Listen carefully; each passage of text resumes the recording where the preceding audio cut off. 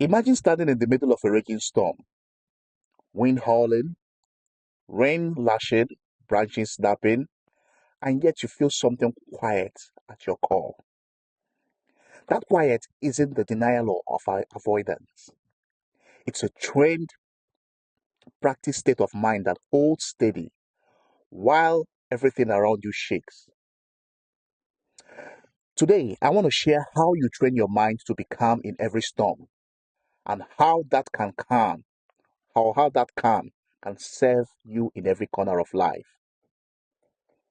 First, understand what calm is and isn't. Calm doesn't mean indifference. It doesn't mean you pretend nothing is wrong or that you won't feel fear, anger, or pain. Calm is the practiced ability to acknowledge the storm, to observe it, and to choose your response rather than react instinctively. It's a skill, not a personality trait. It's not a personality trait you're either born with or not. Unlike any skill, it grows stronger with daily deliberate practice. Let's start with a simple foundation, your breath. Breath is the bridge between the mind and the body. In a storm, your breath can become your anchor. Practice this daily. 4 seconds inhale, 6 seconds exhale. Breathe through the nose if possible, letting the breath expand the belly first, then the chest. When storms rage, you may notice your chest tightens or your heart races. Return to the breath. Count. Feel the air moving and out. With each exhale, imagine releasing a fraction of that tension. Do this for 5 minutes a day, and you'll start to notice a subtle shift. The mind feels steadier, less hijacked by the noise around you. Secondly, cultivate a habit of pause. In the moment of pressure, your reflex is to act. Quick decisions, sharp words, sharp actions. Pause. If you can't pause for a full breath, pause for a heartbeat. The pause is where your power resides. It gives your higher judgment room to surface. Use a simple phrase in your head or out loud. This moment is temporary.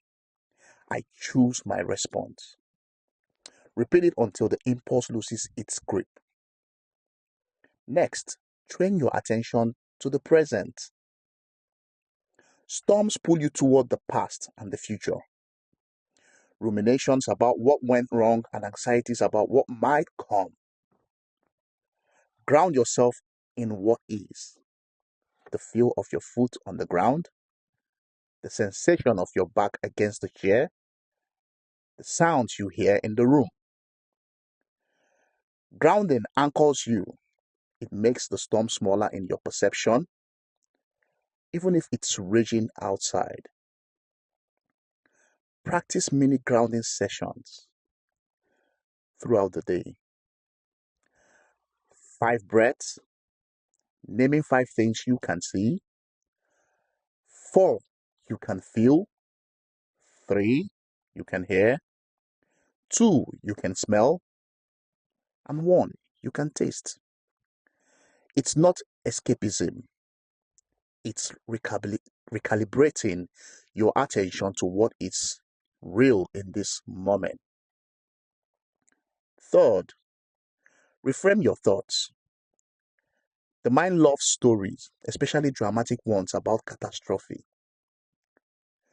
In a storm, thoughts can balloon into, I can't handle this, or this is the end. Counter them with compassionate realism. This is challenging, and I have survived difficult moments before. I have resources I can call on. Write down your automatic thoughts in a notebook, then challenge them with evidence. Ask, What's the worst that could happen?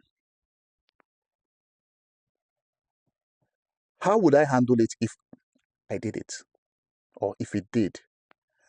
How would I tell a friend in the same situation?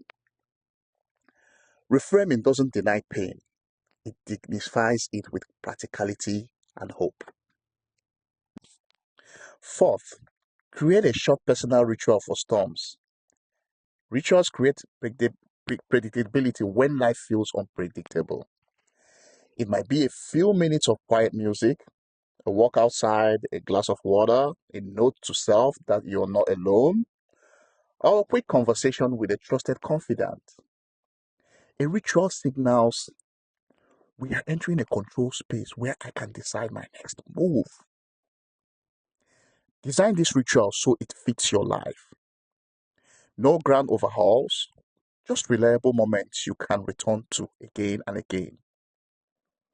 Fifth, set boundaries that protect your inner weather. You don't have to solve every problem, save every person, or absorb every crisis you encounter. Your calm is a resource you must steward. Learn to say no when you're tapped out, to delegate when you can, and to detach from other people's storms when they become toxins in your own life. Boundaries aren't walls, they are rails that keep your center intact. Sixth, nourish your resilience daily. Sleep, nutrition, hydration, movement, these aren't afterthoughts. They are the infrastructure of a calm mind. Movement, especially, is powerful. A 20-minute walk, a short yoga sequence, or a few stretches can release tension, improve mood, and increase your capacity to hold steady when the winds rise. Seek sunlight and fresh air. A daily small dose of nature resets the nervous system and reminds you that you're part of something larger than the storm. Lastly, cultivate an inner story of agency and hope. Storms are inevitable. How you respond is optional. Train yourself to see challenges as opportunities to practice courage, patience, and clarity. Each storm you navigate adds to your reservoir of calm, making the next one easier to meet with composure. The goal isn't to erase the storm, but to become a more capable traveler in its midst. To close, imagine harboring a calm that isn't dependent on external conditions. A calm that remains when the world rattles, when the plans derail, when fear picks its head.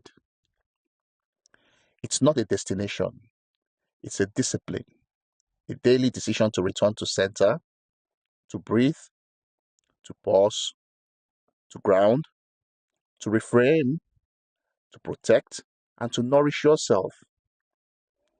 Start today with one small practice. Take 4 steady breaths, in for 4, out for 6. Do it a few times. Notice the difference and let that small victory become a habit. Over time, you will find that you're not merely surviving storms, you're guiding yourself through them with a quiet, unwavering strength.